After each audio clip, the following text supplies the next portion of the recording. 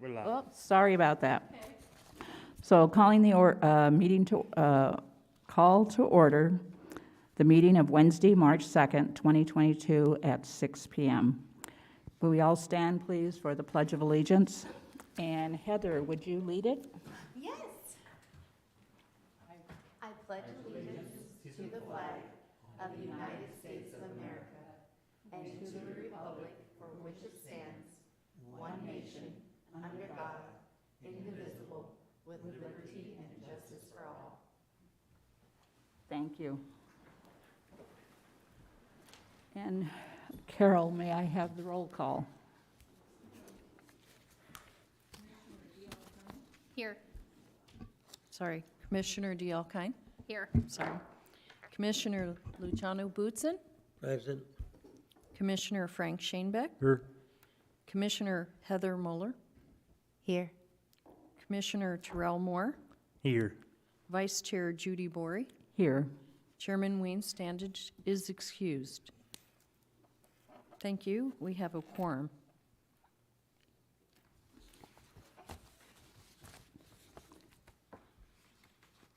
Consent agenda. Do I have a motion to accept the agenda? Madam Chair, I move that the Parks and Recreation Committee accept the agenda as presented and approve the minutes from the February 2nd, 2022 regular meeting. May I have a second? Second. And Carol, may I have a roll call? Certainly. Vice Chair Judy Bory. Yes. Commissioner Dialkine. Yes.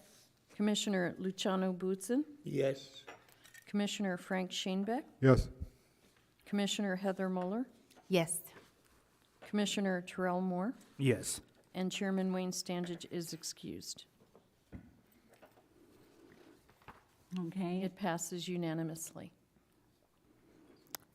And item number, excuse me, item number 5, information and reports. And does anyone have anything they would like to share? Of course. So, February, wow, what a big month, right? Even though you're looking at 28 days within the month, the activities for Parks and Recs has been just really amazing. For my wife and I, we actually, as being part of Rotary and also some other stuff, we were able to endure the Lost Dutchman Marathon, Lost Dutchman Day, the parade, and then, again, little small other stuff here and there. And I would like to say I love Apache Junction because it's just so live. It really is. And a lot of people are nice just to see us doing stuff, so we're able to really look at the community and, come amongst one another. So, wow, I can't wait for more months to come. Heather, do you have anything to add, or? Well, I can't go after that, no. Sorry. How about you, Frank? Well, at the beginning of the month, somebody told me to go fly a kite, but I watched Jamie fly her box kite at the kite flying day. Look at that, Nice. nice. That was quite the event. There were a lot of happy people having a good time there. We needed a bigger bag of wind to show up. I thought I'd do my part, but I didn't make the cut. And then the Lost Dutchman Marathon came around, and since I'm usually seen hanging around street corners, I was asked to hang around another one and help direct traffic there, which was kind of cool. I got to meet 2 people from my home state, Nice. 2 people from Germany, so I spoke a little Deutsch with them. And generally, it was an interesting experience. I'm looking forward to doing that again next year. And you get a cool T-shirt out of it. Yes. So, how much better can life be? Thank you. Perfect. And I also did Lost Dutchman Days. I helped run the city booth, and it was really fantastic to see everyone from out of the community. They were just flabbergasted that they're like, wait, this bag's free? And I'm like, yes. And then I'm like, but you can't take a bag without a free shirt. And they're like, free shirt? And a lot of the shirts were Parks and Rec, so I actually got to have a lot of different conversations about the dog park that's coming up and they would ask about like a lot of programs. They're like, wait, there's baseball? Wait, there's this. And I was like, yes, there is. And in my little trusty backpack, I still have the handout that Jamie gave me. I can tell you who to contact if you need Nice. to. And it was just great to see, and like a lot of people from out of the community were like, I'm gonna have to come for more events like this. So I feel like we get a lot of great programs for our community, but we're bringing in neighboring communities. And it's just great to see people just having that positive image of our city and our programming. So it was fun. And I even got a free shirt, so I didn't think about it. I came from work, so professional, but next time I'll have to start rocking Parks and Rec shirts. And Luciano? Well, not much to say. Besides, I watched the parade, sitting that nice and comfortable. That's a long parade. Yeah. So, And I helped serve coffee to all the volunteers that helped with the parade. And so we were there at 4:30 in the morning, plugging in the coffee pot, hoping it would perk in time. And I don't know, Terrell, how was the coffee? It was the best. Oh, I was going to say it was pretty weak. We were worried. But we did that, and so we watched the parade from the chamber window. So we opened up the blinds and, because we couldn't leave. So we watched the whole parade from there. So it was a great day, and sold tons of rodeo tickets and lots Yeah. of carnival tickets, and we're just glad that part's over right now. But it was it's been a great event. It's great to see our community come together for all of those, different parts. So, and thank all the volunteers for everything they did, and Park and Rec, of course, for doing the major brunt of it too. Yes. And our chamber too, organizing that parade and making sure everybody was lined up and everything went smooth. So thanks to the whole community for helping. And so now we're down to the staff report. And Director Langenbach, will you please give us the staff report? Yes, thank you, Madam Chair Bori.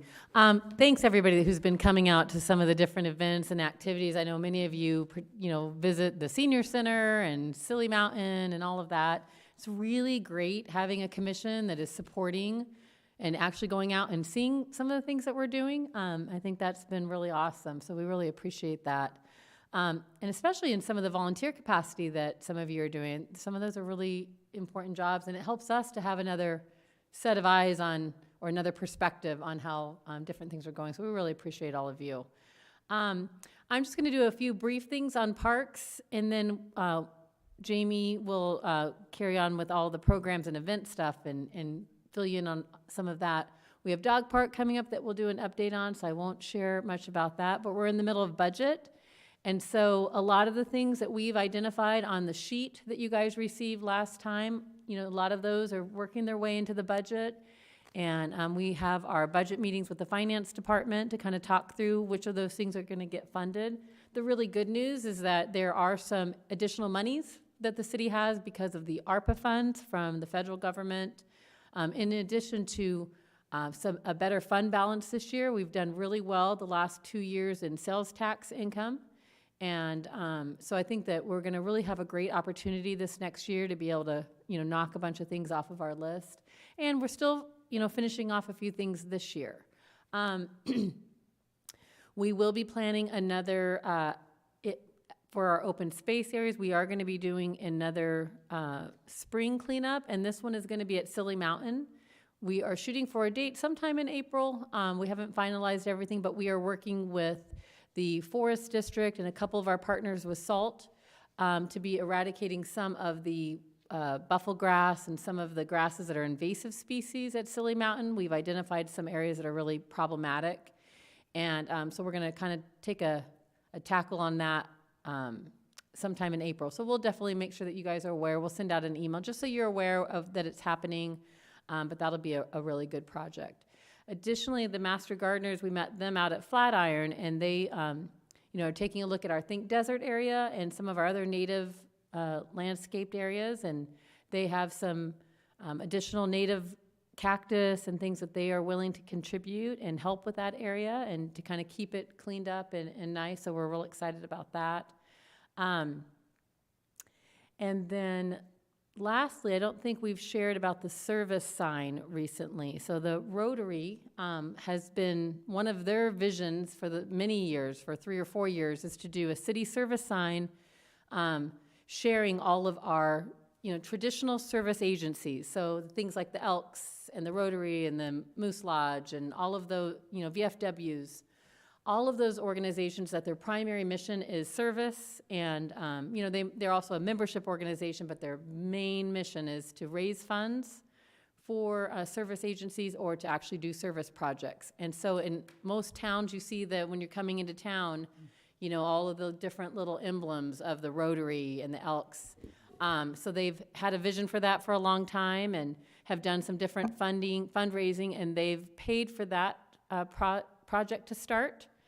And then they have helped us to reach out to the other service organizations in the community or in the neighboring area that serves the Apache Junction community. So, so we've already got several organizations on board that have paid for their sign, and that will be hopefully getting installed sometime in April. And so we'll, again, keep you posted. It's going to be down more on the western end of town, so it's going to be so that people can see it when they're driving either by Walmart or coming into town from Mesa on Apache Trail. It'll be in our nice landscaped area, and so we'll be able to share a little bit more about that once we see it's coming to fruition. So probably April, May-ish is what I would expect that we'll see it here, but that's another exciting thing. And for now, that's what I have for parks and our service areas to share. So I'm going to bring up Jamie, and she can talk recreation.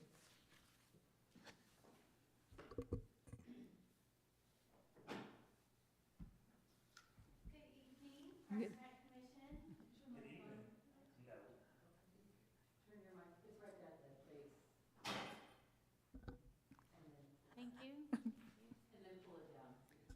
Good evening, Parks and Rec Commission.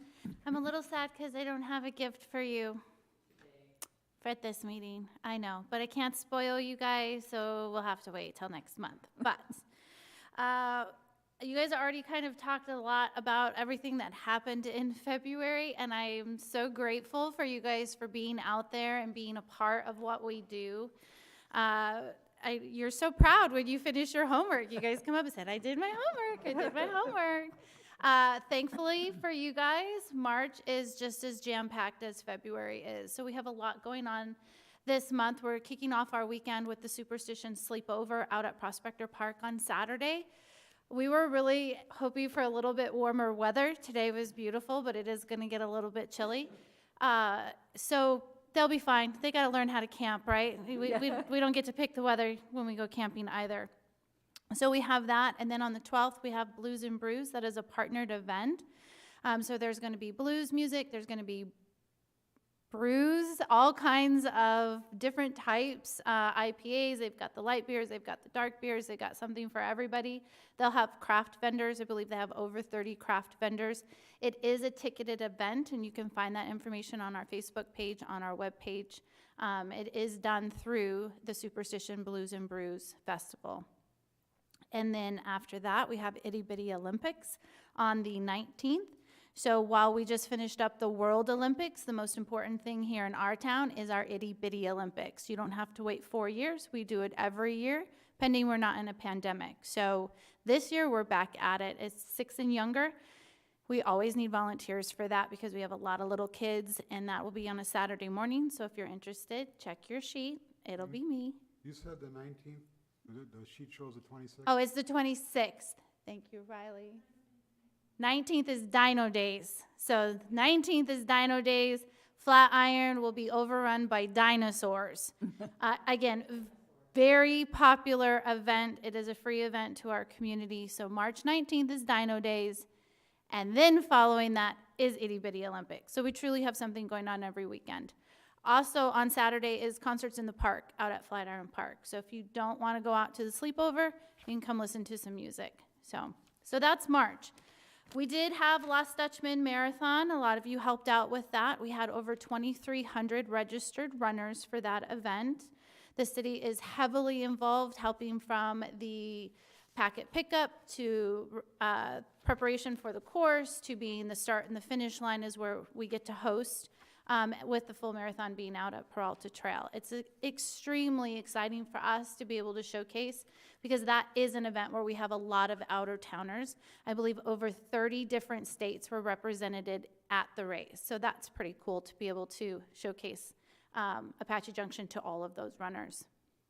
So, and we are also working on our summer planning. So it might be March 1st, but we're already thinking about what are we going to be doing in June. So we're excited to be offering the community a jam-packed summer. With that, as I pushed on you guys last time, we are heavily recruiting for lifeguards, for swim instructors. We do have a aquatics bonus if they come on with us and they stay with us through the season. There's a $500 bonus for them completing the season. And then also if they refer their friends and they apply, get hired, and stayed on through the season, we have a referral bonus as well. We are keeping up with Mesa. So this is what Mesa is doing. They are our neighbors. That's who we're competing with for recruits. And so we're really excited that we're able to keep pace with them and be able to help. We do have our lifeguard and our SI classes are full with a wait list. We're working on a way to be able to get those wait lists into a class and expand the class. So we are hopeful, but we still need more. So as you're talking, and we have spoken to all ages, not just the 15 and 16-year-olds, but we have some retirees that are saying, well, I can teach swim lessons. And so we're like, okay, let's find out if you can. Let's put you in the class. Let's do this. We have some teachers who are reaching out to us, so we are getting a little bit more of a broader variety that we're really excited about. We do have a rec coordinator position that is opening tomorrow. This is a full-time position. Many of you know that Jeff Cobb had his last week, so that is leaving us with a big vacancy to fill. Not all of these, but a lot of the events that I'm talking about are events that Jeff would help coordinate. He also would coordinate with other partners and bringing those events, and so we will be working on filling that position. This position will also help with volunteers, some of our cleanup projects and coordination with that, and hoping to bring a little bit more outdoor recreation to our platform as well. So that position will open on Thursday. There are minimum requirements that have to be met. Not just everybody can do what we do. So if people are asking you about it, send them to the HR website. The job description will be there. If they have any questions, or if any of you have questions, feel free to reach out to me directly and I can give you a little bit more detail. So that's recreation in a little tiny nutshell. You have not shared with them the most important news from Lost Dutchman Days. It's because I was so excited and then I forgot. And I am a very competitive person. So, yes, so our incredible team put together this amazing float. The Chamber's theme this year was 100 years of celebrating 100 years. So we chose 100 years of what sport? Baseball. So we were super excited. They've been planning for it for months. Ironically, they're on strike, so it kind of felt, like this is as close as you guys might get to seeing baseball. So that was the theme that we went with, and we did take home the best parade float entry. So, yes, I had pretend this is the plaque, and I'm showing it off. I had it, but I can't take a lot of credit for that. Our MGC staff and our parks crew and our rangers formed a team, and they all came together to build that float, and we've already started working on next year's, so we're super excited and proud of that. Thanks for reminding me. It was literally the first thing I wrote down. All right, did I forget anything else? I don't think so. I did want to mention that for Lost Dutchman Days, so while Recreation gets to participate in it, the big push there for Lost Dutchman Days is our park staff. So getting the rodeo grounds, it's a nonstop from one cleanup of Lost Dutchman Marathon to a day later. Now they're tearing everything down and getting it ready for Lost Dutchman Days. Our crew put in gobs and gobs of extra hours. And then to have it rain on Wednesday, which they knew was kind of coming, so they tried to plan their stuff, but it was repairing a lot of erosion and a lot of issues from the rain. So I just really have to hand it to our park staff. They really outdid themselves this year, and they're definitely behind the scenes. So, they don't get a whole lot of applause and all of that thing, but I think it's really important to note that, that's where we're really represented, is the preparation of the rodeo grounds for that event.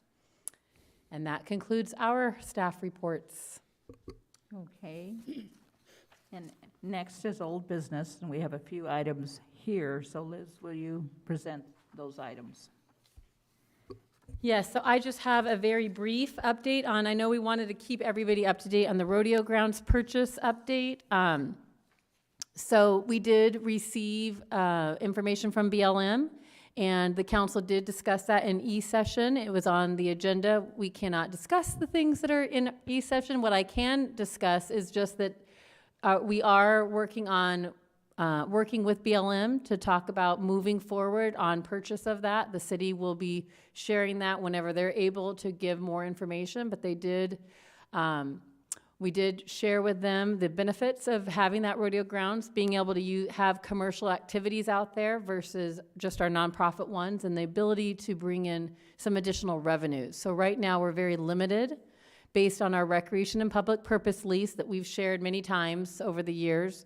We can only do our general recreation there. Lost Dutchman Days is something that is kind of grandfathered in, is what I would say. So BLM, we had to sit down and have a special conversation with them about that. We've had this event forever, but truly that carnival is, probably on the edge of what is allowed in the RNPP, because it's one time a year, and because we invest into the facility at least the amount, if not more, than what is brought in on that day.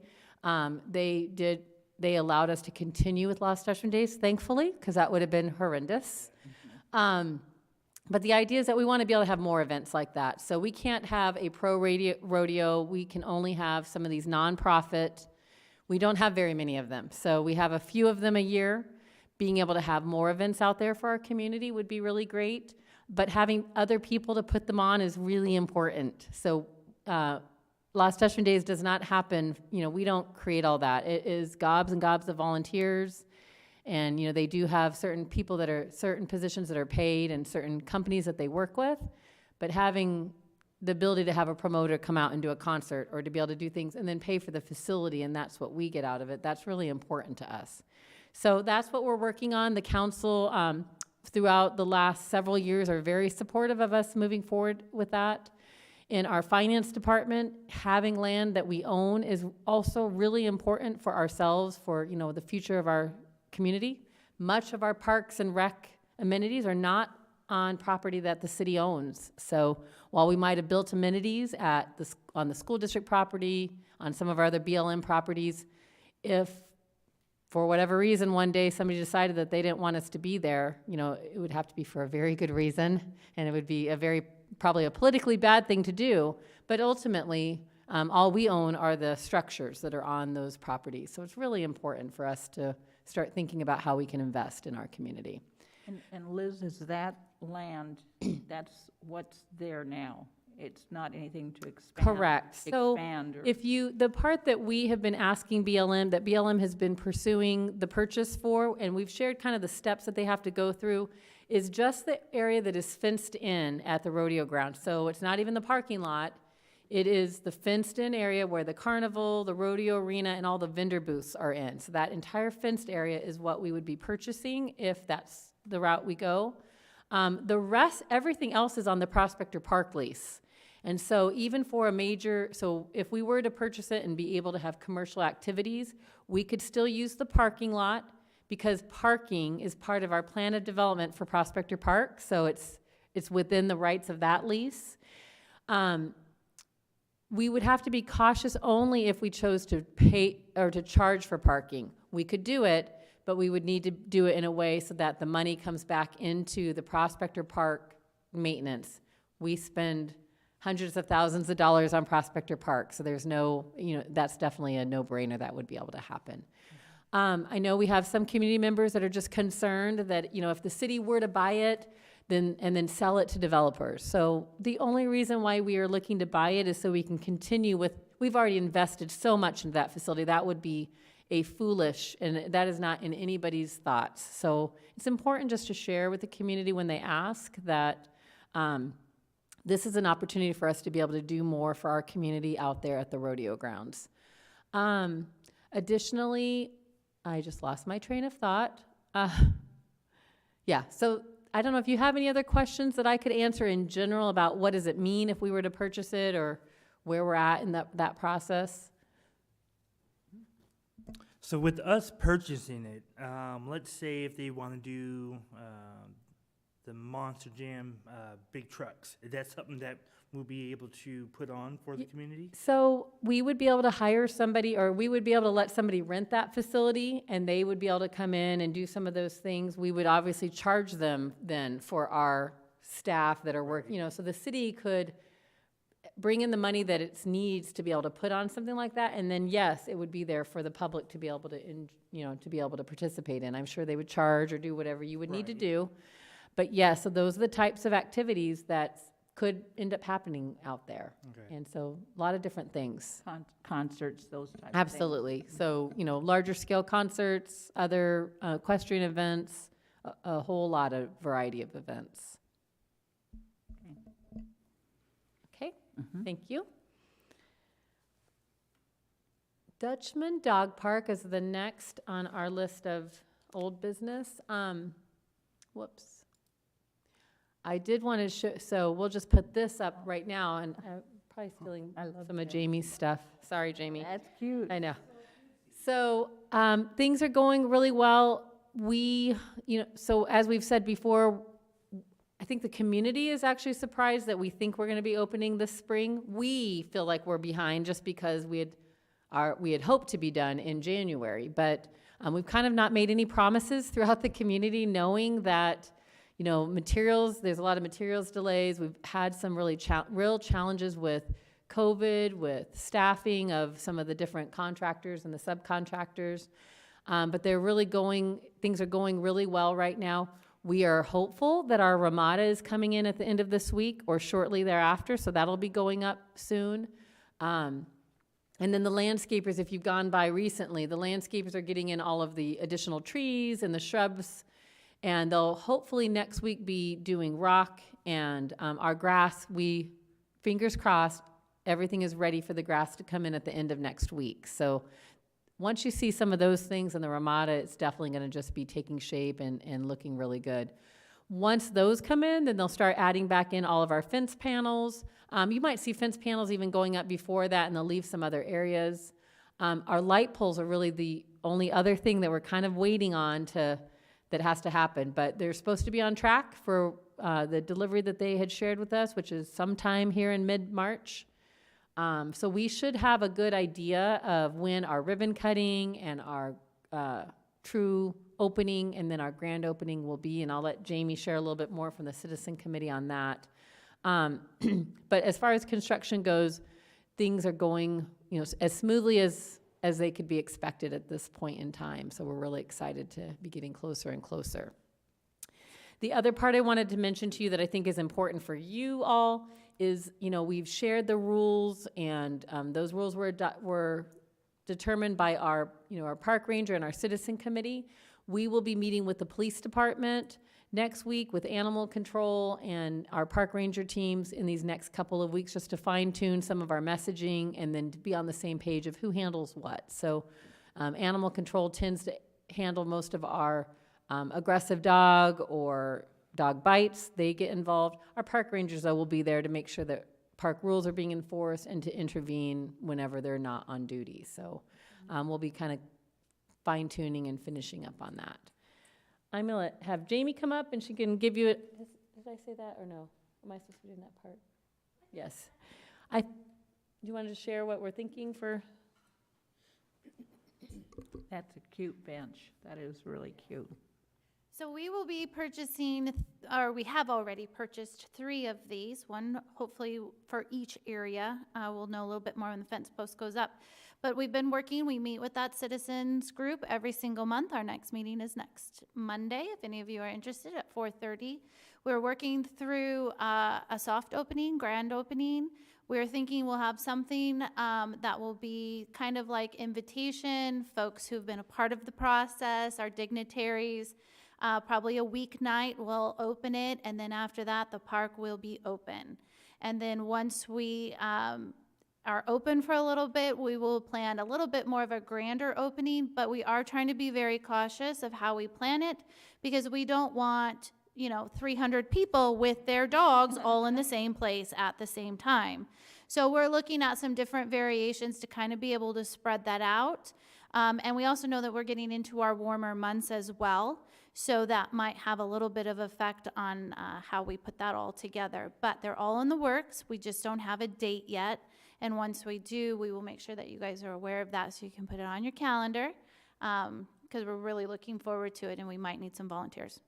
And it qualifies for homework. But we also want you to be there for the leash cutting and to be part of that good event. So we're excited about that. And that is what I have to share. Oh, I'm sorry. One last thing is the art installation. So the Public Art Commission, they had sent out their RFP. They ended up getting something like 13 to 15 artists put in for the into the request for proposal. And I have not seen any of that. I know I shared with you last time that if anybody was interested in being a part of that panel, I only had one person who had reached out. So Terrell Moore will be our representative on the, so we'll have one spot and there's a couple of others. There'll be somebody from the commission, the art commission, and then several that they have reached out to that are from, some of them are from other cities and from our community that have experience with public art and rating those, as well as the consultant that works with the Development Services Department on this. So they'll be scoring all of the artists and then that'll be a selection process that is done through that panel and the Public Art Commission.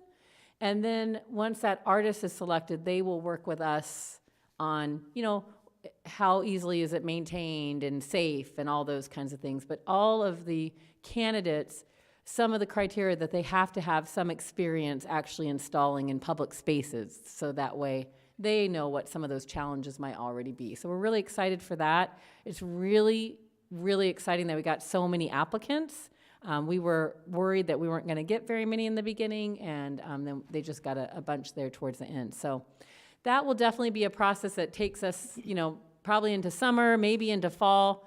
That is an installation that's coming later. It's not going inside the park. It'll be someplace, there's a lot of areas outside of the park where that will be. We don't know anything about what it's going to look like or anything like that. So any questions in general about the dog park?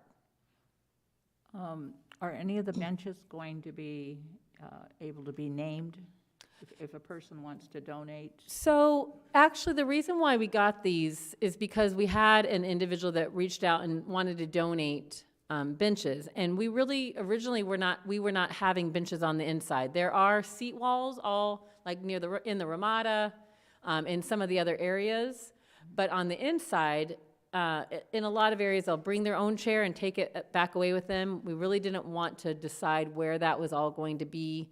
In addition, where people want to be, until the park is open, you sometimes don't really know, well, where do people really want to be? And then having dogs in those areas, it can be challenging to have seats. But because we had somebody who really wanted to donate a bench, we started looking and we asked our design consultant to give us some ideas, and he sent us to a site and we saw this one. And it was well within what the individuals were wanting to donate. They decided to donate 2 of them. There's only going to be 3. They are very heavy and they're very hard to install. Mm-hmm. So I would say there's probably not a lot of opportunities for benches to be done, but remember that we're going to have our donor kind of that wind chime art display that's a little different, and that'll be a place where people can donate towards the park and then be recognized in some of those other areas. We might think of other ways that people can be recognized, but we don't have a lot of opportunities with benches. These ones will, and then we are looking, there's a couple of individuals that were critical in getting the dog park here. So, Jeff Bell, our former director, we want to find a way to recognize him in the park. And so there will be some opportunities, but I think we're kind of waiting to see what we'll have room for. And Jamie and I think the hardest part is looking at the park and deciding where things can go that's going to make sense and are safe and all of that. Nothing else? Okay. Nope. And then our last item is the Parks and Rec master planning. So this will be our last meeting where we will talk about all the components and get your feedback on, you know, what is it we're already doing and what are some ideas of how we want to do things differently. After this meeting, we will go into public, you know, community needs assessment and gathering of information from our community as well as visitors of what they think. And all the things that you guys have been sharing are going to be part of, we will be incorporating that into what we're sharing with the public and getting their feedback on. This is all really just a reminder of the meetings that we have been sharing this. One of the things that I want to share with you is that the next time you see it, we will be talking about it as a strategic plan. So it's, while we've been talking about master planning and that's kind of the thing that we're doing, we don't want the community to get it confused with the city's general plan. And so having a strategic plan for a department makes a lot more sense, and that's what many cities will do.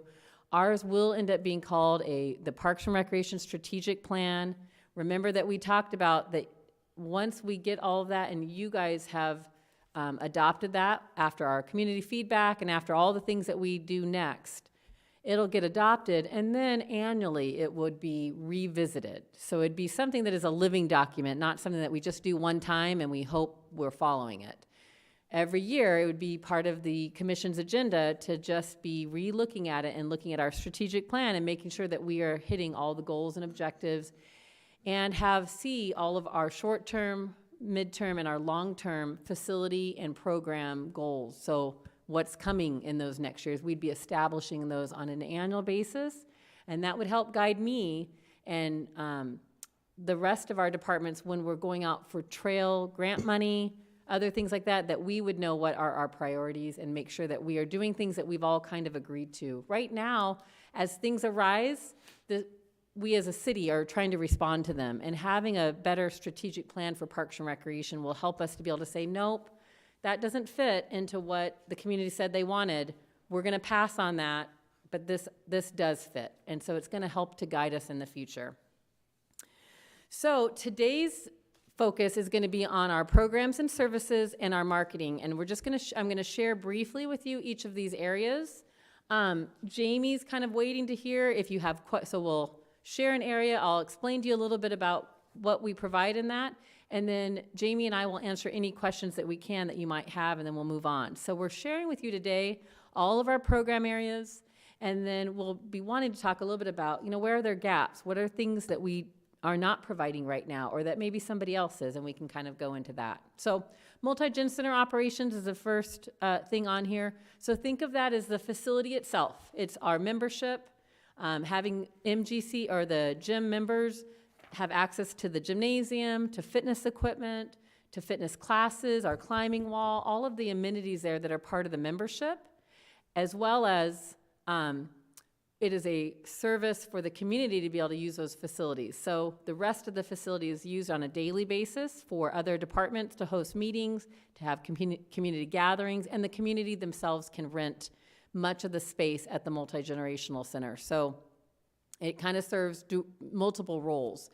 We have many events that the Multigen Center staff do in order to attract members and to retain members, as well as to provide fitness, you know, types of events that come out of a wellness center. That's the Multigen Center, and then I'm just going to share, because hand in glove with that is our fitness programs and events. So the Multigen Center membership is about half meaningless without the fitness program. So many people go just to lift weights or to use the track or to do cardio equipment, but having those classes, all of our group fitness classes, is the other big draw for our membership base. And so we offer programs, fitness programs that are associated with a membership that is paid for, but we also offer many, many fitness programs and events throughout the year for the whole community that are free of charge, that people can just drop in and do as sort of what we're also doing for our community's wellness. So with that, Multigen Center and Fitness, I'm kind of talking about those together. What are some questions that you might have? Or what are some things that you think that we should be doing more or differently? I don't know if you guys have, if we have this as a program, But individuals who are not able to really be there physically, we can use the pandemic for a great example. Is there a virtual event to where someone's able to key in on where they're at home and they're actually able to, either if it's live or just a recording, to actually watch it? Yeah, so Jamie can kind of come up and share a little bit about what we've done during the pandemic in particular, and then whether or not we are continuing that. Great question. We do have a YouTube video. The city has a YouTube channel, and we have posted YouTube fitness videos on there. So they can go and they can watch them at any time. They're with our instructors that they would normally see if they came in. So that was very, we had people that did use it during the pandemic. We did do some Facebook Live, also videos. They are not as popular because you have to be on at that moment to catch on and watch it. And there is technical difficulties that happen with that also. We did have a VRC, a virtual recreation center, during the pandemic. It was a web page. It had everything from arts and crafts down to physical fitness videos, and we kind of would dump all kinds of stuff there. We have been monitoring it in the last 3 months. It brought in more solicitation than it did brought participation. So we actually just turned that website page off because we weren't getting, people are back. They're wanting to come back. We have almost 1,300 active memberships at the center. Our classes are now almost at capacity. So we do have that YouTube channel. We still have it possible for people to be able to recreate with us virtually, but we are not maintaining it like we did in the pandemic because we haven't seen the usage. So does that answer your question? It does, yes. And then we'll just kind of star that as, again, another good thing to see, is there a delivery, a format that we could deliver it in the community when we go out to the community and ask that they would be interested in. So we will just star that as a potential question. I know that, I want to add to that, please. Yeah. I know that I was on Facebook and I did see several, some of them were smaller snippets, so it was like Jill talking and she was showing you, this is the exercise you can do, this is a different version of it, how many, and it's like maybe 3 minutes and then you do as many as you want. And then there was several videos that there was like a yoga class, and I didn't have to go to like YouTube or anything, like it was already there on Facebook, and I was like, well, this is exciting. So I did like that as a non-member. Those were just open and free.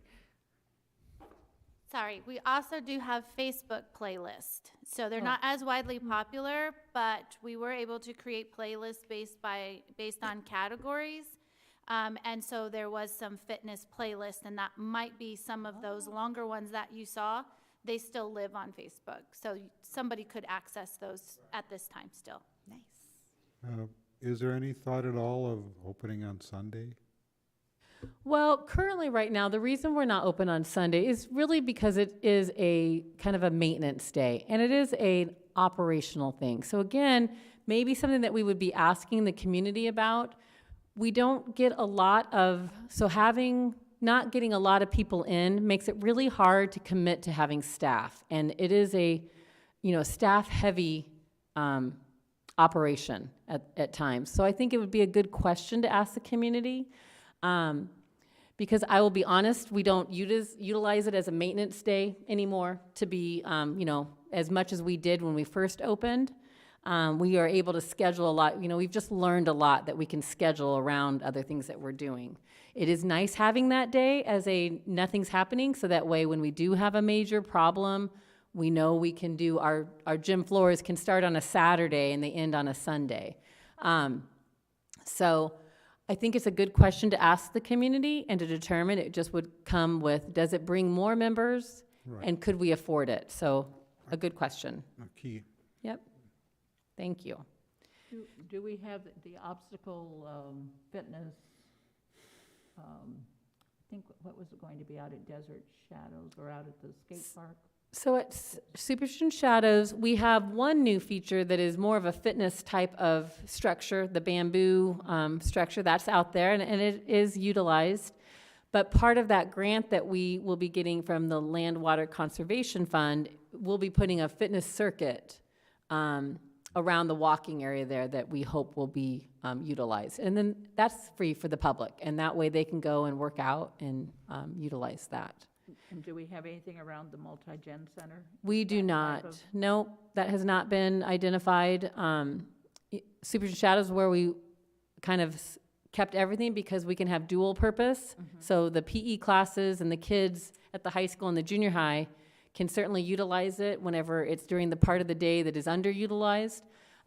It's expensive to do something like that, and so we've seen lots of places in other communities, and everybody was putting in the little, wood balance beams and bars that you do exercise on, and nobody uses them. So you have to really know that you're going to have a market for it. In that area, a lot of people walk and with their kids and all that kind of stuff. So we really try to find a place where there's a lot of people that could walk to the park and be able to work out and do some different things. So it doesn't mean that it's not in the works. I know our fitness team is looking at some other types of outdoor fitness, and they're all people at the Multigen Center. So I think they're interested in something in this area.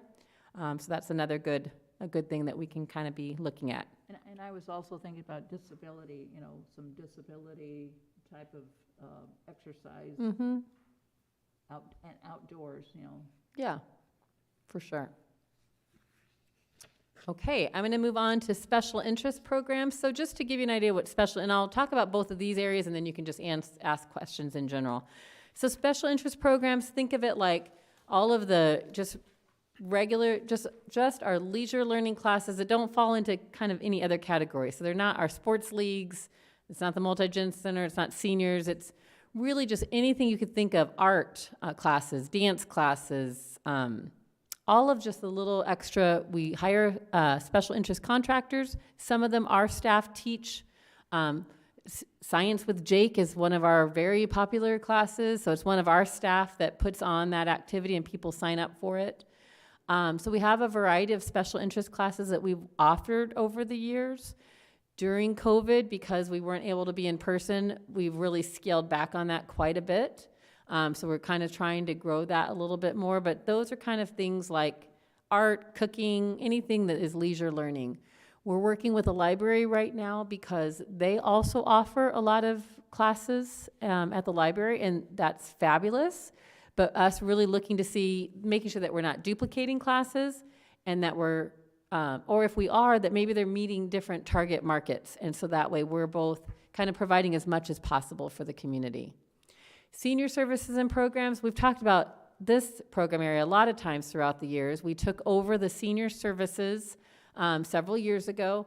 So this is providing the congregate in-person meal at the MGC every day during the week, so Monday through Friday, providing home-delivered meals to those that can't come or that are homebound, and our partner, Pinal Gila Council for Senior Citizens, they help to determine, when people apply for that, they determine whether or not they're able to receive home-delivered meals.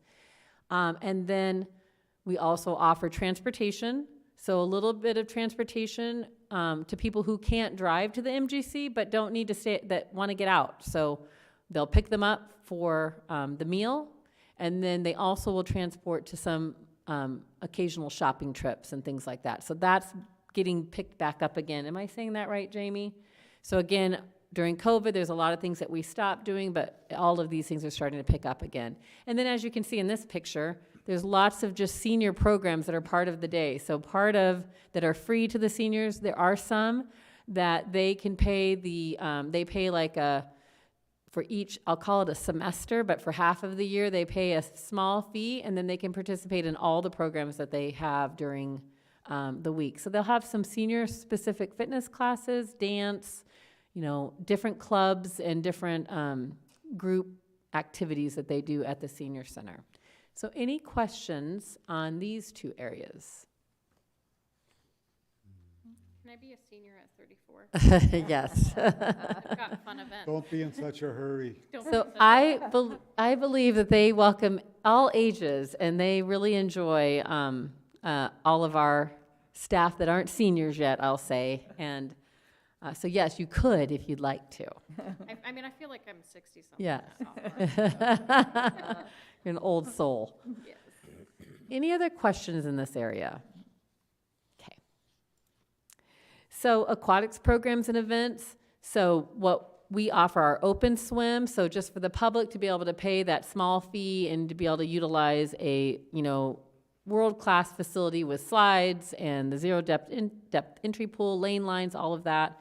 So we have open swim, our Learn to Swim program classes, which was always our big priority during the pandemic. So whatever we were going to offer, we wanted to make sure we were offering opportunities for our community members to learn how to swim. We have water aerobics there. There are aquatic special events during the summer. And then we also are the facility for the local teams for for their swim team for Apache Junction High School, as well as Combs. Combs rents our facility, and they coordinate with Apache Junction High School really well, and they use our facility as well for their practice swim location. So that's aquatics, programs, and events. Am I missing any of the programs in aquatics? That's the main ones, right? There's a lot of little tiny other things, but those are the big ones. Special events and partnered events, I'm not going to explain that. You guys are all well aware. You all have been out there. What I will say is that there's a differentiation between our Parks and Rec special events, and then there's partnered events, or civic events that the city has agreed to be a partner in. Lost Dutchman Marathon is ran by a whole nother organization, and we are a partner in it and help. Lost Dutchman Days is ran by the Lost Dutchman Days Committee. So while I appreciate everybody's praise and acknowledgement that we have a lot to do with it, it truly is this other major organization that is putting on a lot of that effort, including the chamber. And then we have a big part of it as well. We have a very big part, but the nice thing is that they are put on by other, major groups. So we have a lot of different, roles with that. Any questions for these two areas or thinking of what we could be doing differently? Frank, I don't remember if it was you that had brought it up. A couple years ago, we brought Larry Binion in. He was our aquatics coordinator at the time, and if not, he's the facilities manager, but he came in to share a little bit about whether we could extend our season. And I think it was you had brought up, so our season goes from Memorial Weekend to once school starts, mostly because we lose a good chunk of our lifeguards. They're mostly college students or high school students that are in sports and other things, and they tend to trickle away, and we would always struggle to be able to stay open. Well, when we would really work hard to stay open, we'd have very few kids. And so, we were opening the pool for like 20 people or 15 people, and that's just really not a very wise and efficient use of that facility. It's a really, really expensive facility to run. So we are challenged, though, in the community that there are still people who need that amenity and who want that amenity. So I'd say that is an area that probably is worth at least exploring with the community. As an answer to all of that, we did extend our water aerobics longer. We do have we had a couple of events in the off season. We have restructured our swim lessons so they fill up a bigger chunk out of the summer. And then I don't know if we have lap swimming. Yes, thank you. So lap swimming is the other thing that goes beyond the pool season. They just take far less staff, and it's still a way for people to get into the water and to get cooled off. So, and then I would just say that while it's not aquatics like programming, a really nice splash pad that we've all talked about as a thing that is lacking. Can fill that need that doesn't require all the lifeguards, but having something where people can stay cooled off. That's a very common way to keep people cooled off in the other part of the year. Okay. I think I already asked this question. So youth and adult sports. So for youth sports, we have many, many leagues. So we have soccer, youth basketball, flag football, and then we have a T-ball and coach pitch league in the non-Little League season. We try to take off the Little League season so that people can really concentrate and be able to go to that program and support that nonprofit agency. And then in addition to the leagues, we offer lots of clinics throughout the year, lots of different types of competitions and different other things that fall under that youth sports category. And then for adults, our biggest league is our adults softball league, obviously, but we still do run a men's basketball league. We still run a men's basketball league, and then we have a pickleball league. We have several tournaments throughout the year for different things, like our flag football tournament, pickleball tournaments. We have a golf league that goes throughout the summer. So there's quite a few other sports types of leagues and clinics and tournaments that our sports coordinator runs. Any questions on sports before I move to school programs? Because it's very different. What's the possibility of having a dodgeball?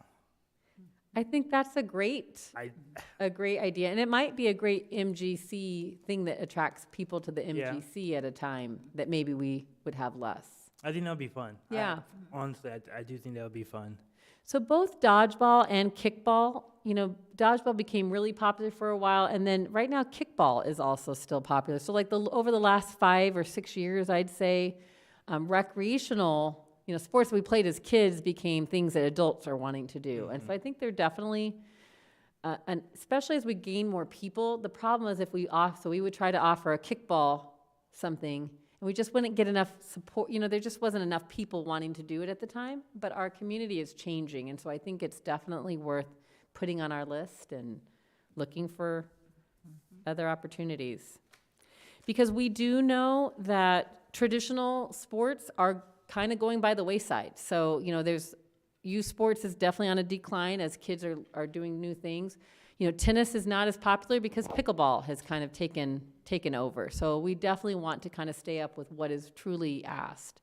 Well, I guess as we're looking at expanding and things that are taking place, disc golf, because we sure have plenty of open space. Absolutely. So disc golf, we do have a small group that was trying to work on helping to get something like that started. So we'll definitely be looking at that for down south. You just need to have a little bit more of a space where it doesn't interfere with other things that are going on, but we considered that for Superstition Shadows, actually, and there's still space over there where something could happen. So absolutely that is on the list, and I'm pretty sure it's on our amenities list of new areas. I know you mentioned miniature golf before, and I kind of thought, well, I don't think any cities do it, but I just heard of a city that is putting in a miniature golf. So we'll check it out and see what they're doing, and definitely, again, another opportunity to look at for, the down south area. Anything else for sports? So school programs, so this is a picture of our Youth Advisory Council, one of their first years that they attended the Arizona League of Cities and Towns. Our Youth Advisory Council, they do a whole lot of volunteer in the community. They meet during the school year, most times they meet twice a month, and they plan activities as well as what are things that they want to advocate for, or what can they give their voice to. So the dog park, they've been very involved with the dog park. If other groups are looking for kind of the youth perspective on something, they might come to one of our meetings, or they'll ask one of our members to come and then report back. And so they've done that, as well as interacting with other youth-serving agencies. The other types of school programs, so this coordinator, JJ Underwood, who also runs our senior stuff, he does school programs, and so he does all of the out-of-school time programming, so open, our summer camps during the summer season, our winter break camps. He also works with the schools directly for all of our school-related programs. So, for example, we have a lunchtime rec program where we send recreation leaders down at lunchtime, and it really helps a lot with a little bit more control for the schools during that time, but it's a way for us to interact with teens and a population that doesn't really get out to a lot of our programs. Any questions on school programs or what more we could or could not be doing? We do have a field trip too coming up to the Science Center. Can we get some more information on that, Jamie, please? So along with that, in school programming, we also do field trips. And so it's really nice because we will take our kids down to Phoenix or down to the zoo maybe, and a lot of times it's the kids' first time because it's a jaunt, right, from AJ. Everybody thinks it is, but so we also incorporate a couple of field trips throughout their breaks and throughout the summer as part of the school programming. And we coordinate that with the school to provide the buses to do it, so. So that was programming. And then when we talk about our services, so we do facility and equipment rental reservations. You guys have had a big hand in our updating of that. Riley is in charge of all of our facility and equipment rental reservations. She doesn't do every single one of them. She has, so our counter staff are able to do a lot of that, but she helps to coordinate that whole process and make sure that everybody's on the same page, working with parks. So that's available to the community as well as to other agencies. Thanks to our new fees, even businesses can rent certain areas of the community, which I think is really important. And I think Riley had shared recently that we've gotten a lot of traction with that. We've gotten a lot of rentals coming from businesses or commercial entities for the Multigen Center rooms and for other places. So I think that was a really good move, and we hope that that's going to continue to increase our revenues that are coming in. Partnership and assistance with community projects. So, things like the trail, things that are not really, it's not a park, but our parks division is helping with the landscape and the way that our community looks, as well as other projects. So working with the Community Development Corporation on cleanup projects, being part of several different agencies, public land managers will get together and we're talking about things like how we're gonna handle invasive species and mitigation for wildfires and all of those different things. So we are a partner and assist in a ton of different non-park and recreation related things that are still, that we have a big hand in. And then lastly, our park ranger program and then joint management of public land. So not every city has park rangers, and we are very blessed because if we can have park rangers that are coming and going in our facilities, then our police department can focus on the things that they need to be doing, and they're not having to go and respond to, much more, some of the everyday just little squabbles or the little rules that really don't, escalate that a police officer needs to be doing. Our park rangers can handle, and also their presence is a little different than necessarily a police presence. It's really more of an education and a partner in the community. And so we're really proud of our park ranger program. They do much more than just our parks. They are out helping to, curb homeless camps, desert dumping, off-highway vehicles in a lot of our public lands that are in the city limits as well. So they help a lot with that. Any questions on these services? Have we rented out our stage at all?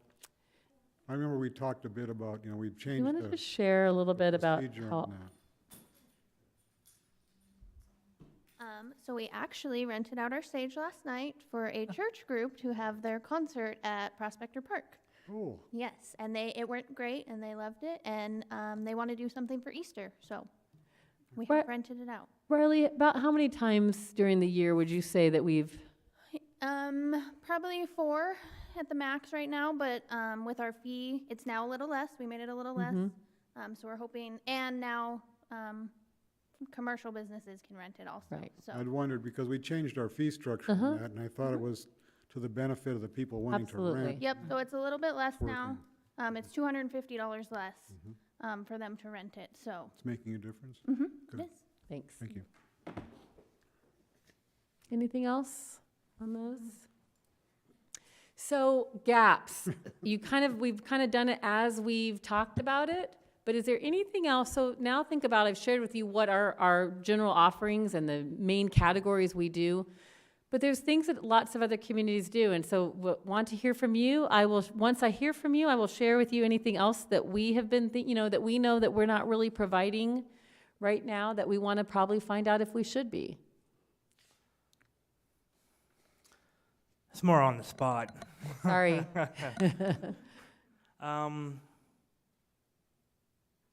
Yeah, let me keep thinking. Well, One. I'm an old bicyclist myself, and we don't seem to have any kind of bicycle programs. I question the demand for it, so I'm not saying it's missing so much, but it's definitely not there. And I don't know if there's a community desire for any kind of Right. bicycling program at all. because we're trying to put more bike lanes into the city. So maybe bicycle safety education, repair. If I see something, you know, in the realm of sports, that seems to be something we don't have Right. any program at all for.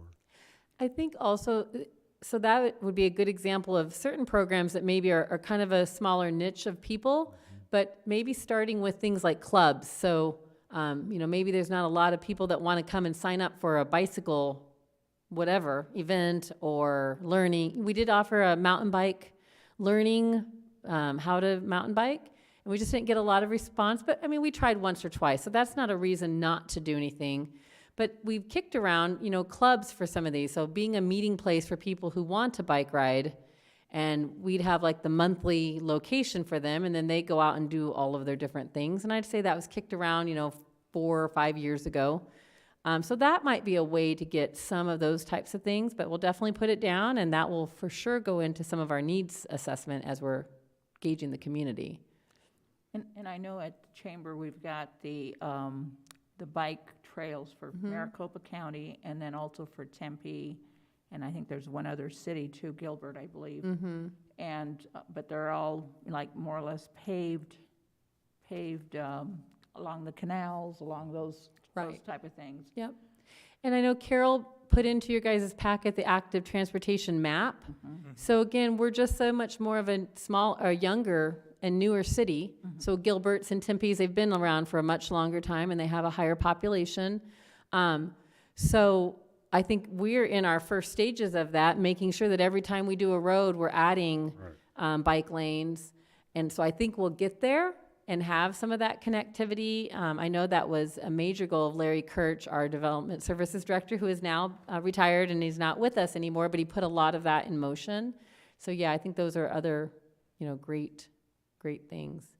How about cultural, like, so we don't really have cultural events. Some communities have, you know, we'll get asked once in a while, like, do we have an MLK Day, or do we have, you know, like in downtown Phoenix, they have the Irish Cultural Center, and lots of different events that are really more about sharing, you know, whether it's Native American history.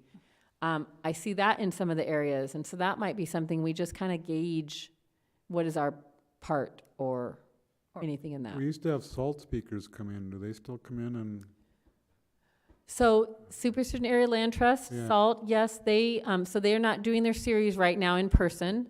But I would say sometimes they would do some of that, but it was more of the natural land versus kind of cultural, you know, yeah. here's what this is. And so that might be something that we're asking the community. Now, would that be, as we come up with something to pitch, right, for the community, would there be a place that will be hosted? Because it sounds like a great idea, but more would need to be more involved in the sense of where would this event be hosted at? So not necessarily an event, but more of a program area. So in other words, somebody who is dedicating time to doing more cultural events and activity. It might even be classes or activities, just incorporating it into what we already do. And not necessarily a pitch of any particular event, just being aware that That we're out. that might be an area. Or it could be like tortilla making, somebody could. Absolutely. Do a demonstration Yeah. on, and then have, you know, either kids or, you know, adults learn how to make tortillas. Right, Or maybe some, you know, or AJ Meet Yourself. you Right. know. I've seen, you know, communities do, you know, the town meeting all of their different cultural aspects. and I think, so again, we do a lot of little things here and there, and certainly to incorporate, we have the museum down the road that does do a lot of Native American events and presentations. So, you know, again, maybe it's not a need. We don't get a lot of questions or whatever, but it's just more a matter of, I think when we get ready to do our community assessment, is asking, what are some of the things that you would attend, or what are some of the things you would really take the time to do? And, you know, this assessment is not going to just be a survey that goes out, but it'll actually be talking to people to kind of really have more feedback. So people say all the time, yeah, I do all of these things, but will they but then when it comes time to it, will they really? And so it's really talking to people about, you know, what is it that we're missing? And again, that's a whole area that we don't get a lot of questions on, so it might not be a need. And, you know, we don't want to create stuff we don't want to create a problem or anything like that, but I do think that it is an area that is covered in a lot of areas, you know, the arts and all that. We have a couple of small classes, but we don't really have a lot of, you know, really fine arts types of programming, theater arts. I guess I would say that all those kind of fit into that cultural area. We also don't have a lot of coordinators, so, you know, I mean, we don't have staff that right now at this moment in time, but we're going to grow as a city, and what will we be needing to look at to expand? Or doing a melodrama, you know, Yeah. doing, you know, where you have a villain and you're Yeah. hissing and. Right. and- Okay. Okay. So that's kind of in those areas. You guys have identified some areas. If there's some other things that you think we need to make sure that we're including, we certainly can. Then as far as PR, our Parks and Rec marketing communication, Jamie's going to come up, and she's just going to kind of share a little bit about what we're offering now, as well as some of our strategies. I did not pre-put those on there for you, so I don't know if you want me to go to them, or I will try. Whoops. I do have a question real quick Go ahead. In the sense of marketing. Now, I know that we have a billboard that's on AJ side, not within the county island. What is needed to actually rent something? Does anyone know the cost to actually put a flyer up there? Because I think that even, Marquis? On the marquee? Are you I- talking about I the believe so, marquee in yes. the middle of town? yes.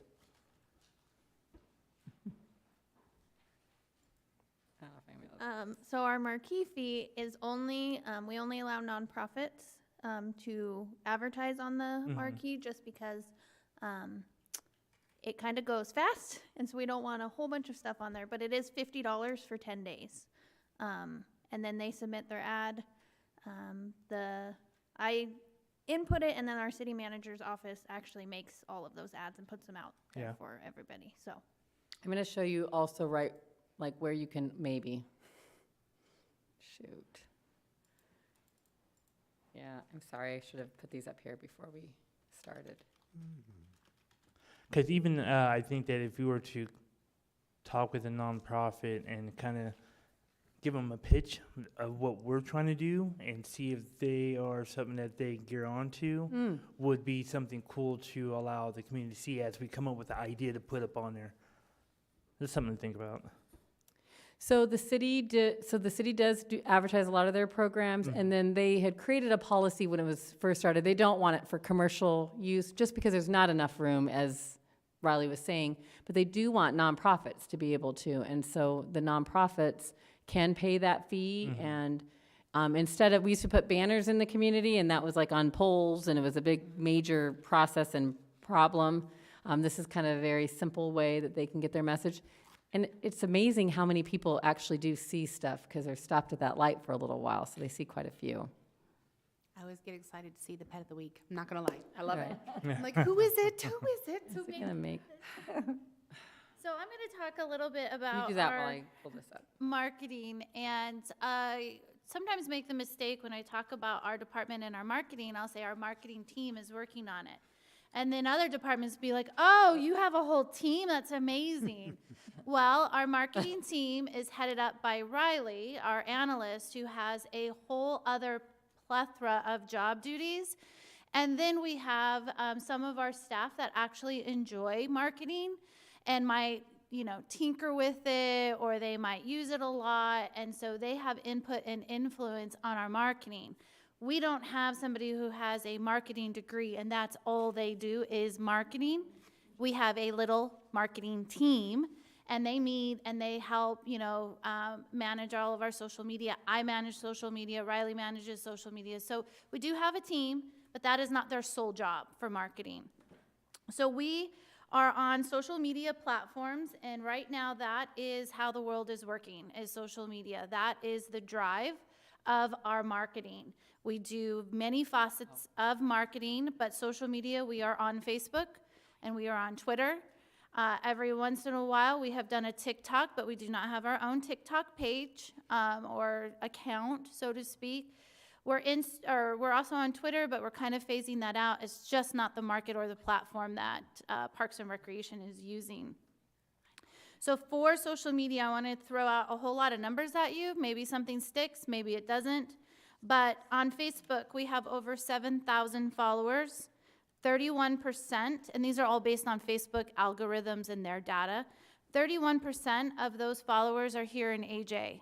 So that leaves 70% of our followers are not actually in AJ. The next closest would be Mesa, followed by, I think, Santan Valley. The smallest percentage west goes to Tempe, and then there's a few stragglers out there. 81% of our followers are, anybody guess? Women. Our largest age group, percentage of age group, is those between 35 and 44, and I still made that cut, so I'm pretty excited about that. Our response time, so if somebody sends us a message on Facebook, not a comment within a post, but they're asking us a private message wanting more information, and they can ask that 24/7. They can ask us at 3 o'clock in the morning. Our average response time is 1 hour and 1 minute. That is our average response time. Please remember, we don't have a marketing person, so there's several of us watching that. We average 1.3 posts a day, so we are active on Facebook. And in the last 7 days, we've reached over 30,000 people, almost 31,000 people in the last 7 days we've reached through our various different posts. So on Facebook, here's our beautiful plaque that I forgot to bring.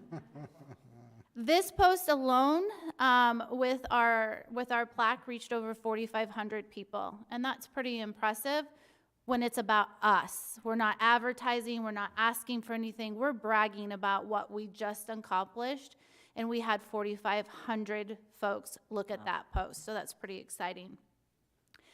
Within Facebook, we can launch events, we can launch live, which we do. We pay for advertising through Facebook to broaden our reach or to just advertise locally. So Facebook gives you many opportunities to change who you want to market to. But we also know who's looking at our Facebook. So a lot of times, if we're going to post for lifeguards, we might be reaching the parents. So if you see something and you're like, well, a kid isn't going to find that exciting, the kids aren't on Facebook, their parents are. So we will do different avenues to market to that age group. Jamie, really quickly, could I just say, so I'm going to just try to put up some stuff. It looks really weird on this desktop just because it's squished and spread out, but on your phone and on your own desktop, it looks very normal. So this is actually an event created within. While I was sitting here an hour ago, Facebook notified me, well, actually a Facebook user notified me, this event just filled up. So they wanted to get in. They were too late. They said, I see it's already full. So Facebook is actually communicating to me when our programs are getting full. So we just found out we have 120 people registered for this event. It's capped. So we'll try to squeeze them in if we can. But that's how real time it is. That's how fast it moves for us. So it's a lot different than putting out a paper ad or sending home a flyer where we're waiting 5 days for the response from that to kick in. Social media is instant, which means we have to be instant too. So we have our website. I see that up there, Liz. Yeah. So on the city's main page of, so we'll go to our community. If you scroll down, if it will, is it because I'm too fast? Yes. I talk fast, I move fast. Okay, so. No. We're in the 44 bracket, so I got you. To the event calendar. Oh, okay. Up on the Oh. right. Oh, yeah, you're not on the homepage, is why. So when you go to your homepage, if you scroll all the way down to the bottom, it will show you what we have coming up, different events. We're going to click here. So we try to do this in sync with our brochure period. Coordinators are asked to come in. They have access to update their calendars. You can subscribe to these calendars if you haven't. If you did not get a notification shortly before you came here saying an event has been added, you want to set yourself up. We want to get out of the library. We just want Parks and Rec. We're going to see what Parks and Rec is doing. So you can subscribe, and then you'll get notifications when events are posted or jobs are posted. Parks and Recreation has over 500 subscribers. We have the most out of all of the calendars. Again, I'm not competitive and I don't brag a lot, but we're winning. So here, you'll go here, you can see that we have the 12th, the 19th. We don't have itty bitty on here or the sleepover. Sleepover's already full, so we don't want to advertise much more than it already has. But you can click on here. Now, this is going to have limited details. It won't have everything. We just want to give you a snapshot, and then we'll post links to get you to where you actually need to be for this. Off to the side, you can see our featured events. So events that maybe we know are popular that people are looking for, we can feature them. Or maybe it's a new event that hasn't gotten a lot of traction that we want to help build. So this is a really great tool. It will tell me my bounce backs when people aren't getting them. I can set it up so you're getting a notification every 14 days or 7 days before an event. So if you're not subscribed to here, I would highly suggest it. It actually boosts my numbers and we continue to win. So I'd like to say the library is close, but they're 150 away. So we also have the capability to do email blast through our own registration software provider. It's not as user-friendly as we'd like it to be, so we're going to keep working on it, but it does enable us to communicate with those that have asked for communication within our registration software. So I can do an email blast to all of our members and say, hey, you have a current membership. We have this great event that is, you get a discount if you're an MGC member. I can also email everybody and say, if you're not a member, you can still get your membership. So we have the capability to do that. Right now, we run about 900 current email addresses that we're reaching if we do, but they can opt out. So a lot of people get tired of all the emails, they opt out. So we do still print media. We do flyers, we do posters, we take them around town. We have a little marketing list. Starbucks will let us put them up. Fry's will let us put them up. We do go to the chamber. We do work with all of our partners. The school lets us still bring in print flyers, which is kind of rare because a lot of school districts have all gone to Apricot or they go to these virtual, and again, I'm a parent. Not very many of them catch my eye, so I'm not sure. I'm still glad that we're able to do print. Going back to social media, our schools also work with us. They'll share our post. And again, that helps us because who are we trying to reach? The parents, right. So we do some facility-based. We have some display boards at some of our parks. We have display boards at the Multigen Center. If you go into the Multigen Center, that thing is a walking billboard for Parks and Rec. We have TV screens that run monitors, that will run pictures, will run flyers. If you get on a cardio piece to do a workout, Frank, are you doing cardio? If you get on a cardio piece, there's a monitor right there. It will say, you know, this week we have, next week we have, so we're able to change out and market on our own cardio equipment, which is really nice. That's why I bike, so I can see all the little flyers. You see? Give me It works. 5 minutes and then I know all of it. And then we also have our partners. We have AJ School District, Imagine Prep, Head Start. We all take bundles of our registration packets when they come out. We'll take flyers down to them. We visit the chamber, and Judy is so kind to let us know when we need to have more out there. So we are hitting what we think are all of those markets. But it's changing all the time, and it's hard sometimes to keep up. We try to hit media training and what works in Facebook, and like I said, now it's TikTok, right? We went to Facebook where it would take you minutes to scroll through things and to read things. Now TikTok, it's seconds. You almost only have 10 to 15 seconds to catch someone's attention for them to be like, oh, I want to see more about this. So trying to keep up with all of that. We have some great staff that they'll be like, oh, let me show you how to do this. And I'm like, that's amazing. And so we really want to make sure that we're tapping into all of our resources. But again, as it's always changing, if there's something out there that we're missing, we are happy to learn about it. We're happy to, we are in the Independent. They print monthly now. They give us a whole page to get our activities in there. So we have a Parks and Rec page on there. So again, we're still hanging on to print media. We do print all of our registration activities for the quarter. People can come in. They like to check it off. It's like the Target lookbook at Christmas, and kids sign stuff. So we want to make sure that we are able to reach all of those. Our seniors, very print. They want to take something home. They want to look at something. So I think we do a pretty good job, but we're open for any suggestions of how else can we be seen and heard in our community. Along with what isn't on here is any chance that Al invites me to a neighborhood meeting, I'll go. I think that's the first time I met Terrell, was at one of the neighborhood meetings. You invite me to come, I'm gonna go and talk about Parks and Recreation, and so we try to do that the best that we can. Jamie, I might have missed it when I was You might. scrolling, but Instagram and Twitter, did you give numbers So on that? I did give a little bit Instagram. We only have about 1,000 members on Instagram. Again, we're working on that. That's also a newer platform for us. And now that, I think it's been maybe 2 years that Facebook bought it and they've merged, it works really well for us because we can go to one. We actually use a program to Hootsuite, and it can kind of send it to various different platforms, but it kind of shared. Twitter is kind of dying for us.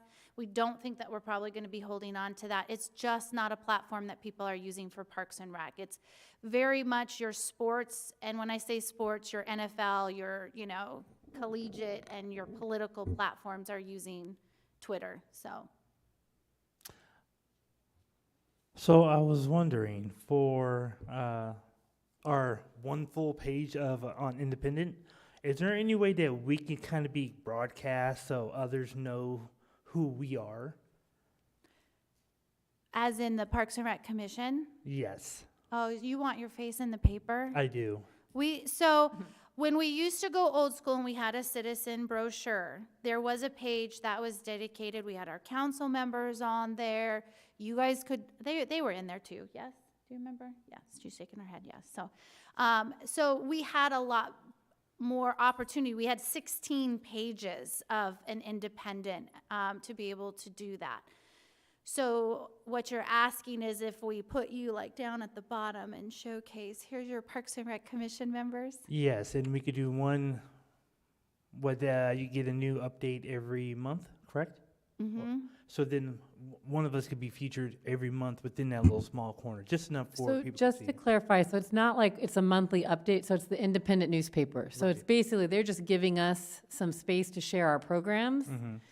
It's not really space for us to put whatever we want. It's really just to be able to share what are the community stuff. When we go back to our citizen, that will be different. But what we could do is, I don't know if there's laws or rules, Joel will tell me, but we could feature you guys and showcase you in our social media and have a way for people. So we spotlight our staff and we do staff spotlight.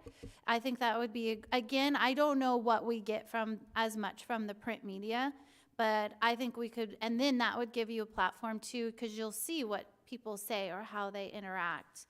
But you guys would have to be on, like, it would be, if you wanted something like that, we could certainly work with you guys on that. Maybe as a dog park comes to fruition, we could get an article written for the Independent that could feature the pictures of the commission. Okay.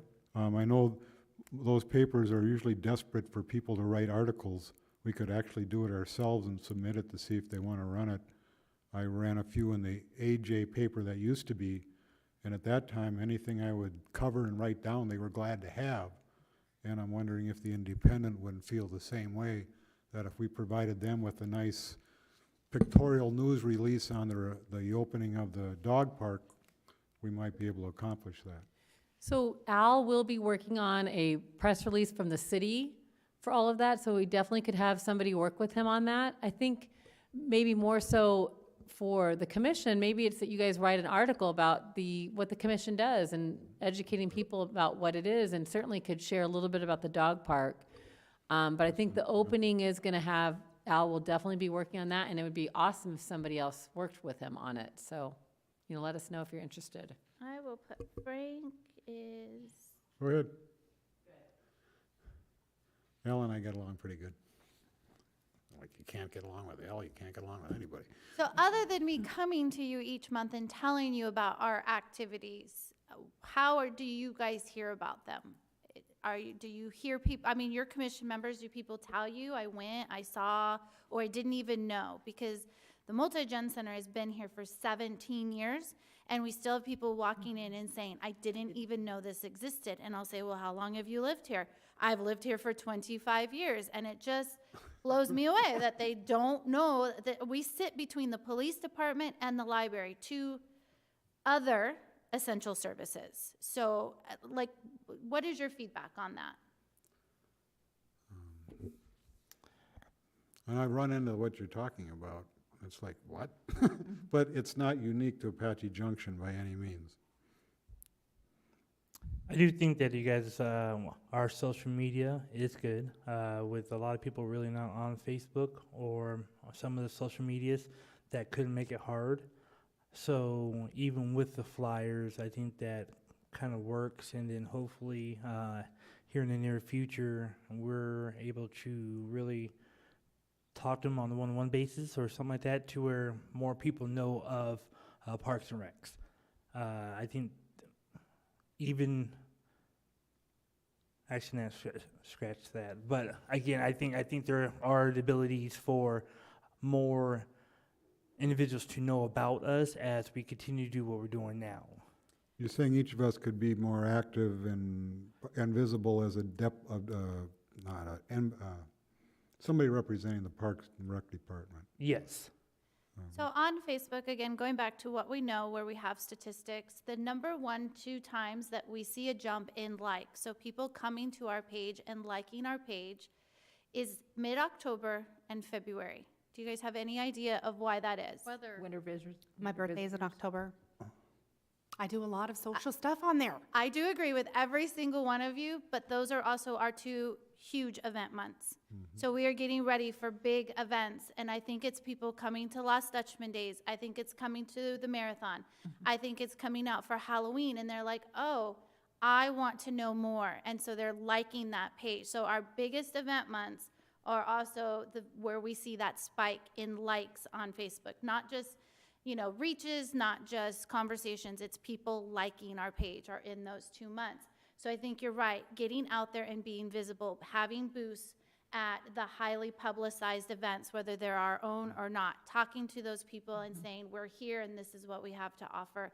I think that's that part of the marketing and communication, is the word of mouth is still more important to anybody else than whatever I can put on print or on social media. And it's always very exciting when you see someone you know, whether it be another adult or a kid. Like, I love the picture of Jet Green when he was 8 or whatever, climbing the rock wall. But I do get excited when I'm like, oh, I know whose kid that is. And that's like last year's picture. So that I do like those too, because it's more recent, it's more relevant, because you're just like, oh, I know so-and-so, that's exciting. It does make a huge difference when you see someone, even though you know about this event, it's different. Like when you see all these pictures of the Lost Dutchman Parade, and you're just like, oh, right there, I know her, click, click, I like that one. Right. She's in this little corner, it's not even her picture, and I still, oh, that's great, it's a great picture. And I think, does that all add back up when there's like a link? Like, do you still Every time somebody opens it, touches it, like, you don't even have to like it, and if you click on it, it counts as a reach. Oh. So that, when I talk about reaching, it's not how many likes or happy faces or comments, it's how many people physically opened, responded, just opened it. Like, it's any type of interaction that somebody gave us. I think also, you guys are kind of talking about being advocates. So Dee was out at the Lost Dutchman Days booth for the city, and that's one of the things that Al and I talked about, and Jamie and I have talked about it since too, is that what a good opportunity for us to, so again, there was not a lot, Al and I talked about, we need to have more there. There needs to be more, whether it's flyers or whether it's just people that are gonna share all of that. It's a great opportunity, because it just goes back to having that one-on-one FaceTime. I think we are getting a lot, and so what Jamie's saying is that all that one-on-one FaceTime translates to more people going to our Facebook page and learning more. But it starts with the one-on-one communication. Yeah, and I The think that's visible. a great point is, The like, if I visible. had flyers for the Multigen Center, because I was talking up some pieces, because people would ask about the shirts, and they're like, well, what's this? And I'm like, we have lots of programming. I'm like, if you have a little, you don't have a little, like, there's stuff for elderly, there's stuff for me. I think that was an opportunity where I was like, oh, I was talking up the dog park. Right. And we have so many, as long as you're talking, eventually they get to the whole thing. Right. So, No, I right? think it was great. Like, I plan to try to do that more, especially events. I think it would be great as a commission to try to do that, even if it's just one of us periodically going, hey, like, there's this upcoming event. why don't we, like Centennial, like things like that, where we can attend and say, hey, like, let's be a brand ambassador and really just speak up the great work that our staff does and just our great programming. Because I do think there's like this weird gap. Like, I'm extremely social media, so I see when you guys do Facebook events, that's kind of how I see, and I'll do that. And then we have a very base that is a very print, but print you don't always see. So it's like this weird, you need to find a kind of a middle, and there's a lot of people that I feel that are in that like center where they're like, oh, I kind of look at print, or I kind of look at social media, but I'm not present in either way, and I think that's kind of our gap. And I think that gap can be filled by word of mouth, because it's crazy. Some of the programs that you're like, what, there's a Multigen center? I'm like, You have $2 line dancing? Yes, yes, we yes, do. we do. I'm like, we pretty much have everything. So when you've said like programs you can add, I'm like, I don't know, like water polo? Like, I mean, that was like the only sport I can think of, but I don't think anyone plays that. So. My time is up. I think- Thank you all. Sorry, Jamie. Where's the hook? Where's the hook? Right. I do have one question. I know we're supposed to be cognizant of when we share in like the public. I'll be transparent. Braden Biggs is one of my best friends. He does a lot of sharing with Apache Junction when he was a council member. And I was wondering if that's something, if I were to share like our posts more regularly in all of the AJ groups, just to kind of help with the marketing folks, do I need to identify as a commission member? So I will get clarification, but my understanding is that you guys can share anything you want to. It's when you start to get into, your main thing is that you want to make sure that you are not talking amongst yourselves on a topic, then it becomes, yes. Open meeting law. And yes, thank you. And so you can absolutely share. You can certainly, we've had many of you comment on things. In some of those other forums, Frank will sometimes get on and tell somebody the right, answer. They might be, arguing about something, and he might say, nope, that's not what Parks and Rec did. Here's where you're going to go to find that information. Usually Tess beats me to it. Yeah, so Tess will do that a lot too. So yes, you can share. What I would just say, and you don't have to identify yourself, you are your own person out there, but once you start giving, I guess, there probably is a line. I don't know that I've felt that anybody's crossed it, but we could definitely ask Joel for a little bit more guidance of what is or isn't okay. The biggest thing is that you guys couldn't discuss something together, even on social media. And then, really, so as long as you don't speak on behalf of Parks and Recreation, you can do what you need to do. Or you can do that. And then we just ask that people are positive, so that if somebody's, even if they're being mean to us, again, it's fine to just give them the factual information and just let them, here's the link to what you really are looking for. I think the difference is between reporting and giving your opinion. That's a big break in the two things. If you're just reporting, there shouldn't be an issue. If you give your opinion, then we're crossing into the lines. And I think even opinion gets to be a little gray, because you might just say, this was a great event that I attended, or whatever. And so all I'm saying is that it does feel a little bit weird, but I think you guys are okay. And if you are ever in doubt, then just don't do it. If there's something you're in doubt of, I wouldn't do it. Yeah, I just thought about it, and I was like, maybe I can post more of a like heads up, this is coming up this weekend, or hey, I've heard that we're getting close to filling up at this event. Don't forget to sign up, or things like that. I think that can kind of help that. You guys do great posts, so why don't we share it in all the groups? And I would be happy to do so. Yeah, and sharing the groups is great. Al will occasionally do that. I think we've had other folks that have done that. I think that's a great idea. Okay, well, I'll commit to doing it weekly. Okay, So, cool. Since you guys post 1.3 times, I think I can at least do it weekly, if not more. So great discussion. So again, as a reminder, Carol's been taking gobs of notes, but we really are going to be using that. That is going to be super helpful as we start defining as a department, as staff level, what are some of the things that we want to find out from the public? So again, you guys have brought up a lot of things and a lot of more questions about how do we bridge the gap between print media and social media and talk and what are people looking for? So kind of the next steps. We're kind of done with this part of going through all the pieces that we talked about. The The next part will be community outreach, and that's going to happen over, really 9 more months, almost a whole year, because we really want to be doing it at 2 different times. So one is summertime, when it's just our residents. We really want to hear what specifically our residents are wanting from our community. But the event season is another time that we can get a lot of our residents plus a lot of our visitors, and we want to attract visitors. That's what drives, economic security for our community, is having those visitors coming and then them investing in whether they come and live, whether they're staying in a place, whether they're eating in restaurants, shopping, whatever it is. We want to continue to do that. So that's what's going to be happening next. We will be generating, you might see more of, we might share with you a little bit more of what the survey is going to look like and what our strategy is going to be for community outreach at one of your future meetings.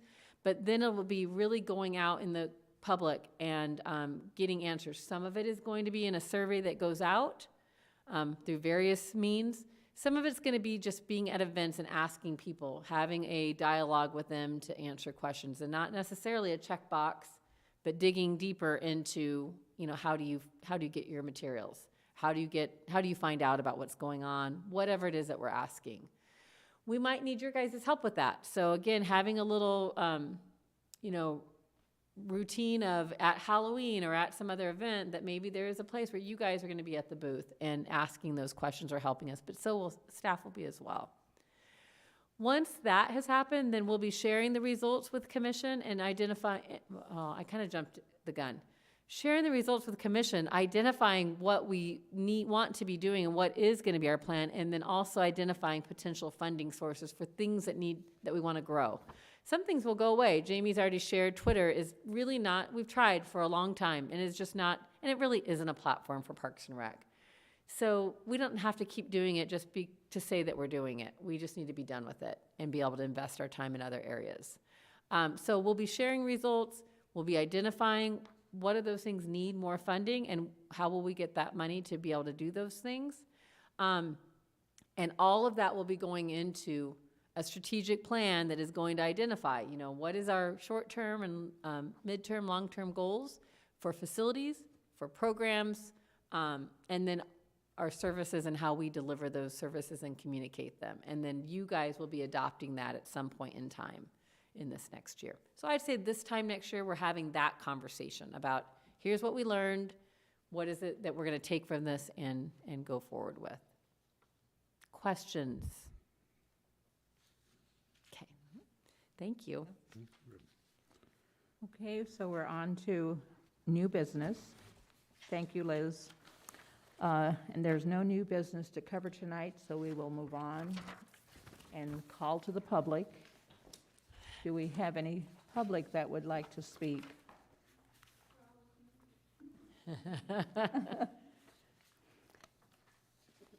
And if there is no public, we will go on to our call for future items for the agenda for next month.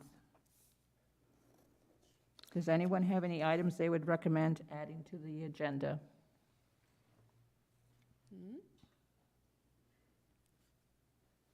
Terrell? Frank, do you have Nope. anything? Luciano, do you? Nothing? I gonna say one thing now. A lot of people don't watch so much online and everything, but we have a local newspaper over here. I think that the local newspaper is being delivered almost in every house in the city. It should be all that programs in the park and recreation, what we intend to do, what is going to do with the dog park and everything. Because in my, where I live there, none of the people watching TV, but they reading the newspaper. If it's not the newspaper, they don't get. So Luciano, is there an agenda item that you want to add in the future? Well, So that's what I we're on talk right now. about the dog park, about the future, what they're gonna do, the city in the future. Put it in a newspaper, because the newspaper, sometimes they having a cup of coffee, they read it, then They said, I saw something, so they go back Yeah. to the newspapers. See? So Luciano, we talked about that in our, in the strategic plan. We'll make sure we include that, but right now we're on the future agenda items, so we have to stay on that topic. Okay? Any other future agenda items? Is it possible we could try to get a coordinator here to speak on what they do or just a little bit more about them? So yeah, I think in the past, we've had them kind of rotate in. Maybe we can do that over the next times and add that to some of the agendas. It's a great idea. Okay. Anybody else have anything else to add? No?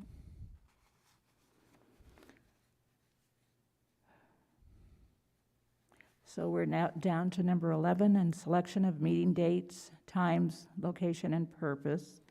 So the regular meeting of Parks and Rec Commission will be held 6 p.m. on April 6th, 2022, in the City Council chambers located at 300 East Superstition Boulevard.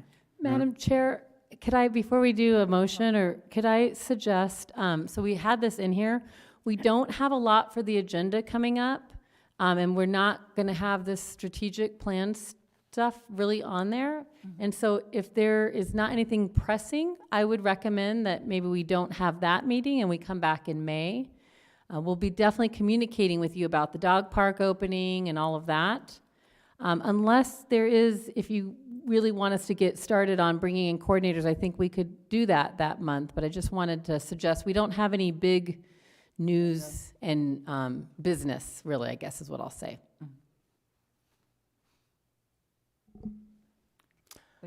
I think that's a good idea to move it over to May. May, yes. And then even with that, bringing in an individual to talk more about. Programs and stuff. Yes. Okay. So, Madam Chair, I move that the Park and Recreation Committee hold a regular meeting on May 4th, Good job. 2022 at 6 p.m. in the City Council chambers located at 300 East Superstition Boulevard. Do I have a second? Second. And Carol, may I have a roll call? Yes, ma'am. Commissioner Terrell Moore, Yes. Vice Chair Judy Bory, Yes. Commissioner D.L. Kine, Yes. Commissioner Luciano Bootson, Yes. Commissioner Frank Shanebeck, Yes? Commissioner Heather Moeller, Yes. Chairman Wayne Standage is excused. So the motion passes unanimously. Okay, and adjournment. I adjourn this meeting at, I'm trying to see the clock without my glasses on, so 7:40. 7:48. Thank you.